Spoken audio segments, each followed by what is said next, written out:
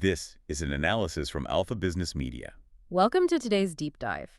We are looking at a system that, well, on the surface, it might look like a web of pure bureaucratic madness. But underneath, it actually reveals a lot about global finance, statecraft, and how money really moves. Right, it's a fascinating look at the mechanics behind the scenes. Exactly. Our analysis today is centered on an operational guide. It's titled Exit Strategy: Repatriating Dividends Without the 6-Month Delay. And the mission for this deep dive is really to decode the labyrinth of taking corporate profits out of Nepal. Yes, and that means uncovering the hidden bottlenecks that trap those funds. Yeah, and more importantly, we're going to break down a CFO-level playbook designed to cut a massive financial delay entirely in half. So if you're actively investing in emerging markets, studying international finance, or honestly, if you're just someone fascinated by how global capital actually moves and why it so often gets stuck, this analysis is going to be a masterclass for you. It really is. It's a masterclass in reverse engineering bureaucratic friction. Because we're looking at what happens when the rubber finally meets the road in international business. So to set the stage, let's say I'm a foreign company. I've just closed a highly profitable year in Kathmandu. What happens when I try to hit send on those profits? The operational guide we are looking at sets up this fascinating central paradox right away. It does. It highlights a really stark contrast. Right, because on one hand, you have Nepal actively courting foreign direct investment. I mean, there are celebratory press releases, ministerial assurances. The proverbial red carpet is rolled out to get your foreign capital into the country. But the contrast comes when it's time for the exit. Building and running a business there is challenging, sure, as it is anywhere, but it's a navigable challenge. Yeah. However, when it is finally time for the foreign investor to take their legitimately earned returns out of the jurisdiction, that celebratory rhythm just completely breaks down. I think the text actually describes this phase as a discordant silence, right? Exactly, a discordant silence. The investor suddenly faces this grueling 6 to 9 month ordeal just to access their own capital. It's the great paradox of a nation that desperately wants your initial investment, but makes the exit of your returns agonizingly difficult. I want to understand how this actually works in practice because, if you just look at the official statutes, it creates this illusion of a very straightforward linear process. Well, absolutely. On paper, it looks perfectly logical. Right. You make money, you declare a dividend, you ask the government for permission, and you wire the funds. Boom. Done. But clearly, that is not the reality on the ground. Walk us through the official sequence step by step so we can see where the friction actually begins. Let's map out that official gauntlet. First, you have to understand that the Nepali fiscal year does not align with the standard calendar year. It ends around mid-July. Okay, mid-July. Specifically, it's the end of the Nepali month of Ashad. So once that mid-July deadline hits, the company has to conduct a statutory audit. After the auditors finish, the board of directors must approve the financial statements, and then an annual general meeting, an AGM, is convened. And it's at this AGM that the dividend is officially declared to the shareholders, right? Correct. That handles all the internal corporate governance. Okay, so your internal house is in order, but then you have to get the government involved to actually move the money across borders. Right. The next step is applying to the Department of Industries, or the DOI. This is the government body that originally approved your foreign investment when you first entered the country. Makes sense. Now they have to approve the exit of the profits. They review the file to verify that the dividend amount matches the profits shown in the audited statements, and this is key. They check that it corresponds exactly to the foreign investor's legitimate equity stake. I get that. I mean, they want to make sure a company isn't trying to pull out more money than they actually own or, trying to disguise capital flight as a standard dividend. Exactly. It's a fundamental check. So what happens after the DOI signs off? Then the application goes to the Nepal Rashtra Bank, the NRB. This is the central bank, and they act as the ultimate gatekeeper for foreign currency. The NRB performs a rigorous compliance check. They assess the macroeconomic impact of this foreign exchange leaving the country's reserves. Right. And if that review goes well, the central bank formally authorizes your commercial bank to send the SWIFT transfer to your parent company. Looking at this timeline, my immediate assumption, and I think it's the assumption most executives make, is that the central bank is the primary villain here. It's the natural conclusion to jump to. Yeah, I mean, if there is a massive 6 to 9 month delay, the NRB must be the bottleneck hoarding the foreign exchange, right? Just sitting on the paperwork. It is the most logical assumption, but it's entirely incorrect. And uncovering this misconception is actually one of the most surprising insights from the guide. Really? So the central bank isn't the problem? The critical path to timely repatriation, the real reason your capital is trapped, is not the central bank. Mm. The massive delay is caused by a hidden bottleneck much earlier in the process. Okay, what is it? It's the tax clearance certificate, the TCC. The tax clearance certificate. So this is where capital literally goes to wait. Precisely. Tell us what this certificate is then and why it carries so much weight. The TCC is a non-negotiable declaration from the Inland Revenue Department, the IRD, stating definitively that the company has paid all its taxes for that specific fiscal year. From the state's perspective, the logic is unassailable. Absolutely no money leaves the sovereign borders until the government gets its rightful cut. Which is fair enough. I don't think anyone argues with the basic concept of paying taxes before distributing profits. No, of course not. But the problem outlined here isn't the rule itself, is it? It's how this rule completely collides with the calendar.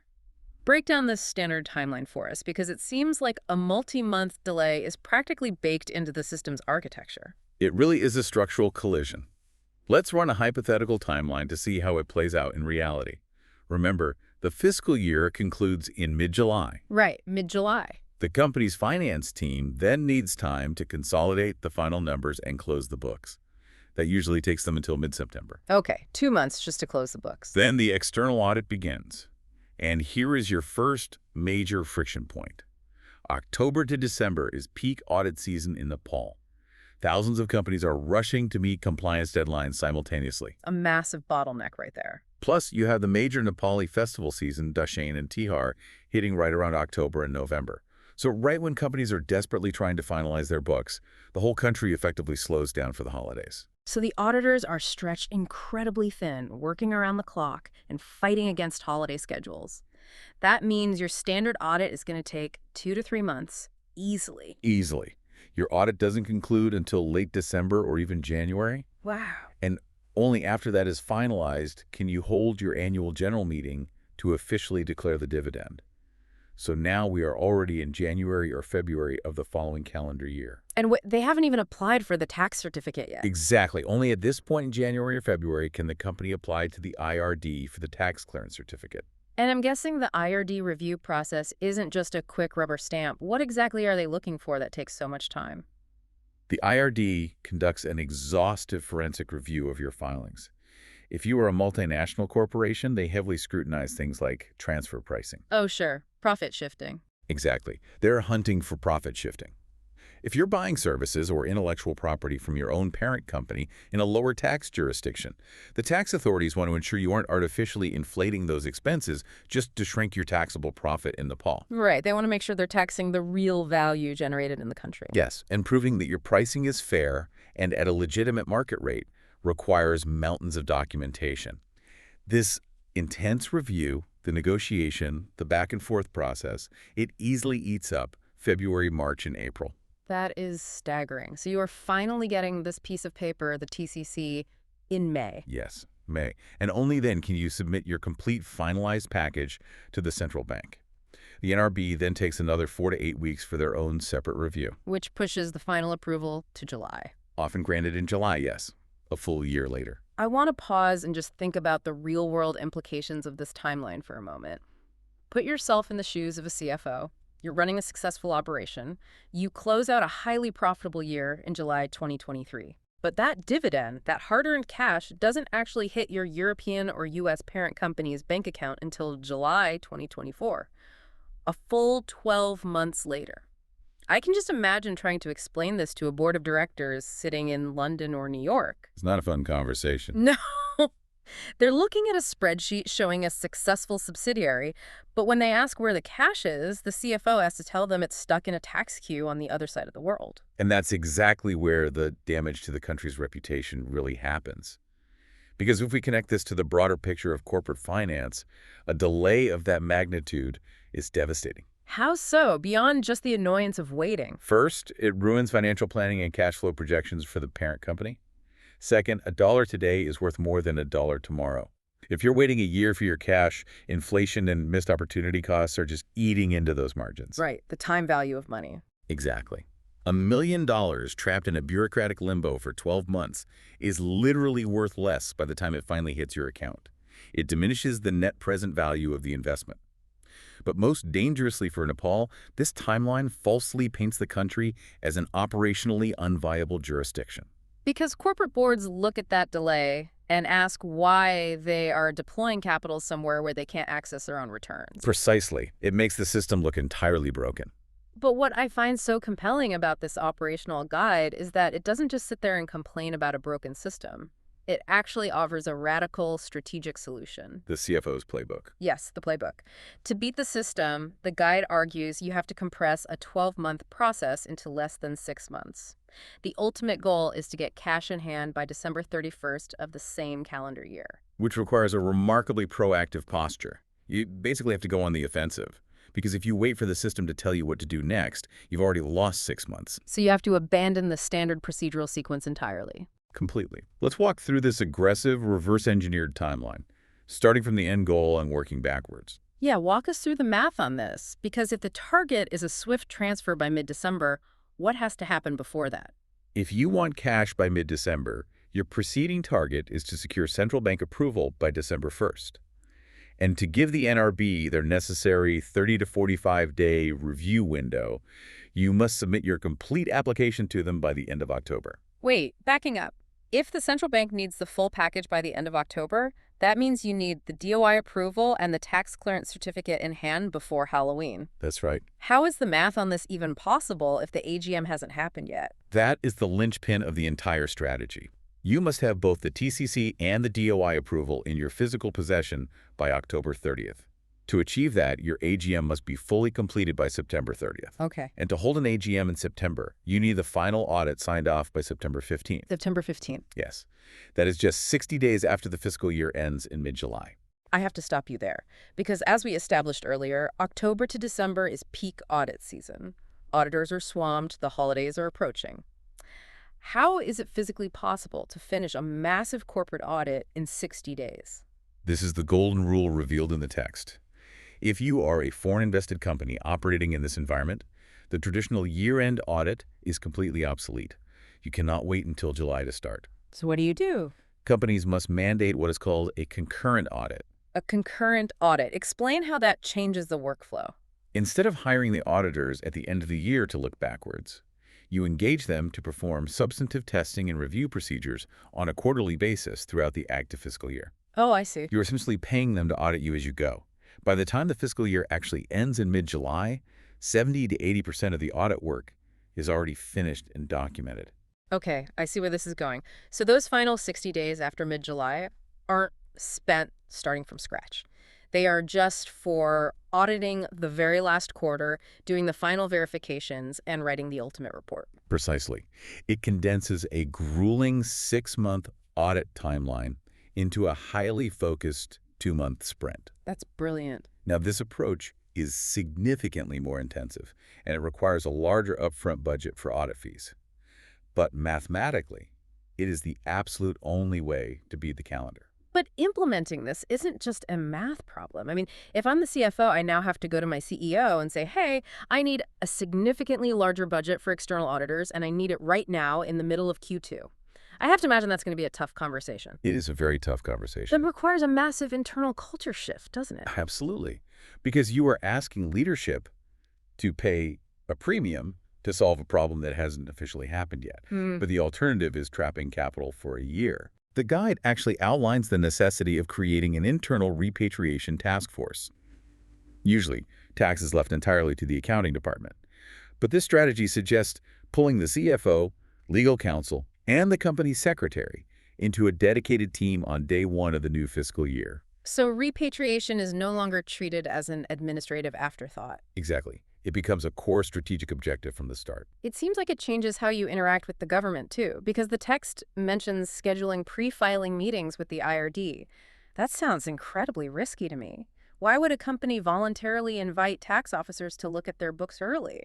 It sounds counterintuitive, but it's a critical human element of the strategy. How so? Rather than just dropping a massive, complex stack of tax documents on an IRD officer's desk in February and waiting for them to find issues, the task force proactively meets with the tax officers months in advance. To get ahead of it. Yes. They flag complex issues early like the transfer pricing we discussed, and provide the supporting documentation before the official filing. This deliberately changes the dynamic from an adversarial audit to a collaborative review. That makes a lot of sense. When the official filing does happen, the tax officer is already familiar with the file, which drastically reduces the time it takes to get that all-important TCC. Okay, I get that the workaround is brilliant, but it brings up a really important question for me. We are looking at this incredibly complex, highly orchestrated maneuver just to get money out of a country in a reasonable time frame. Yes. Is this whole ordeal just a case of staggering bureaucratic incompetence? Or is there an actual underlying reason why it's built this way? This brings us to what I consider the most crucial, overarching insight from the text. And it is a hard truth for investors to swallow. Let's hear it. The 6 to 9 month delay is not a bug in the system. It is an unstated feature. Not a bug, a feature. Unpack that for us, because that implies intent. To understand the intent, we have to look at Nepal's macroeconomic reality. The country has deep-seated, historically driven foreign exchange anxieties. Okay. It is an economy that relies heavily on remittances from citizens working abroad to bring foreign currency in, and it has a relatively low volume of high-value exports to balance that out. So foreign currency is incredibly precious. It's the lifeblood of their ability to import essential goods, therefore creating procedural friction that slows down capital outflows. Even the legitimate profits of foreign investors acts as a highly effective, subtle, non-tariff barrier. Wow. It's a quiet way to protect and manage foreign exchange reserves without having to explicitly ban capital flight, which would obviously cause an international uproar. That is fascinating. From a self-preservation standpoint for the central bank, it makes perfect sense. But it creates a massive policy paradox, doesn't it? It does.